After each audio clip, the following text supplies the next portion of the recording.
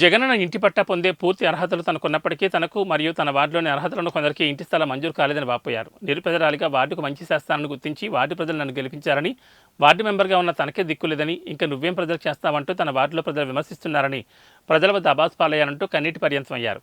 అసహనాంట్లోనే రాజీనామా చేస్తున్నానని, అర్హత లేని వారికి, సంపన్నులకు, తన సొంత బంధువులకు ఇంటి పట్టాలను మంజూరు చేసిన తుర్లపాడు నాయకులు ప్రజల పట్ల చిత్తశుద్ధి, ఆత్మసాక్షి నెడల బహిరంగ రాజీనామా చేయాలని డిమాండ్ చేశారు.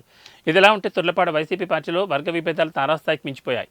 ఇదిలా ఉంటే మరో 3 వార్డు మెంబర్ల త్వరలో రాజీనామా చేయనున్నట్లు తెలుస్తోంది. అంతేకాకుండా మరో 2 వర్గాలు గ్రూపులుగా మారి రేపు మాపు మార్కాపురం ఎమ్మెల్యే అభ్యర్థి అన్నా రాంబాబును, ఒంగోలు ఎంపీ అభ్యర్థి చెవిరెడ్డి భాస్కర్ రెడ్డిని కలిసి ఇక్కడ నాయకుల తీరును గురించి వివరించనున్నట్లు సమాచారం. ఏదేమైనా తుర్లపాడులో తారాస్థాయికి ఈ వర్గపోరు ఎటువైపు దారితీస్తుందో వేచి చూడాల్సిందే. నా పేరు షేక్ ఫాతిమా. నేను 2 వార్డు నెంబర్ని. నేను ప్రమాణ స్వీకారం చేయబట్టి 2.5 సంవత్సరాలు అయింది. కాగా 2.5 సంవత్సరాలు అయింది నేను గెలవబట్టి. ప్రమాణ స్వీకారం చేయబట్టి అన్ని అర్హతలున్నా నాకు ఈ రోజుకి ఇంటి పట్టా పొందలేకపోయాను. నన్ను నమ్మి ఓట్లేసి మా వార్డు నెంబర్లు నన్ను గెలిపించినందుకు ఈ రోజుకి కూడా నేను ఇంటి పట్టా పొందలేకున్నాను. నన్ను నమ్మి నాకు ఓట్లేసి గెలిపించిన వారికి నేను సమాధానం చెప్పలేకపోతున్నాను.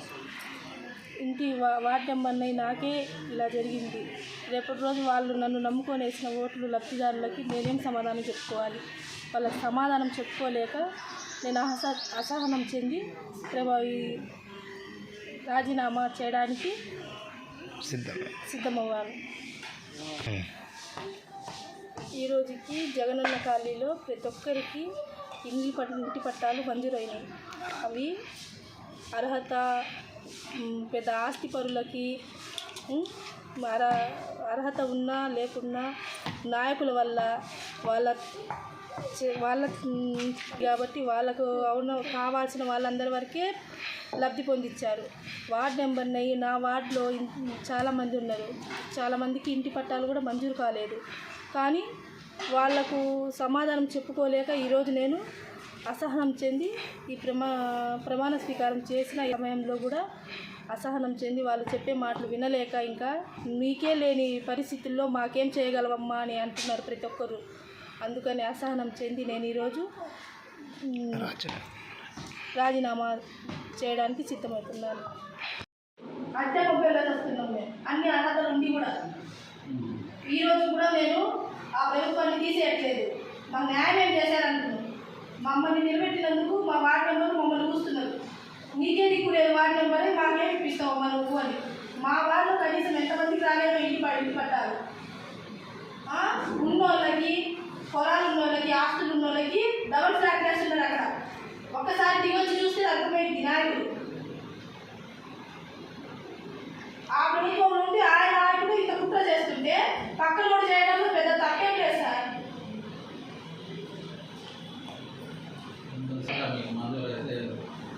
ఎక్కడ సార్ మంజూరైంది? 5 సార్లు ఇప్పించుకున్నాడు ఫోటోలు, 5 సార్లు అర్జీ పెట్టడానికి.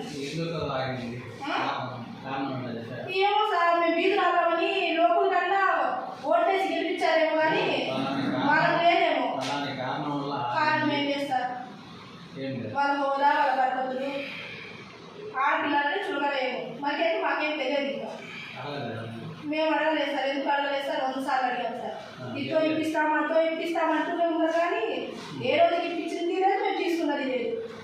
సర్వీస్ కూడా అయిపోయింది సార్. ఇంకా ఇప్పించేది ఏం లేదు. వాళ్ళు మా అన్నని నమ్మి మేము ఆ ప్రభుత్వంలో నిలబడి ఆయన గెలిపించుకున్నందుకు మాకు చాలా బాగానే చేశారు సార్. వాళ్ళు ఈ రోజుల్లో నలుగురిలో తలదించుకునే పని అయింది. మాకు రాకపోయినా పర్వాలేదు, వాళ్ళు అనే మాటలు వింటే నలుగురిలో తలదీసినట్టుంది మాకు. వార్డు నెంబర్ ఏ అర్హత పొందినా, నేను ఏ లబ్ధి పొందినా, ఎందుకు ఆస్తి పనులు పొలాలు ఉన్న వాళ్ళకి, ఎంతెంతో కోట్లు ఉన్న వాళ్ళకి జగనన్న కాలనీలో ప్రతి ఒక్కరికి పట్టా వచ్చింది. ఒక్కసారి దిగొచ్చి ప్రభుత్వాన్ని ఎంక్వైరీ చేసుకోమనండి. అక్కడ వేసిన ప్రతి ఒక్క ఇంటి వాడికి స్థలం ఉంది, పొలాలు ఉన్నాయి. నా పేరు మీద ఎంక్వైరీ చేయమనండి. ఏమన్నా ఇంకొక గజమన్న స్థలం ఉందేమో. పిలిపించి నిలబెట్టినప్పుడు తెలియదా ఆ ప్రభుత్వంలో మమ్మల్ని? వార్డు నెంబర్లో నిలబెట్టినప్పుడు ఆ పిల్ల వీధి వాడు కదా అనేది తెలియదా? ఎన్ని రోజులు ప్రభుత్వం వచ్చి 5 రోజుల్లో వస్తుంది కదా సార్. ఒక ఆడపిల్లకి ఒక సెంటు భూమి ఇప్పియపోయి మీ చేతుల్లో పెట్టి ఇస్తున్నారా?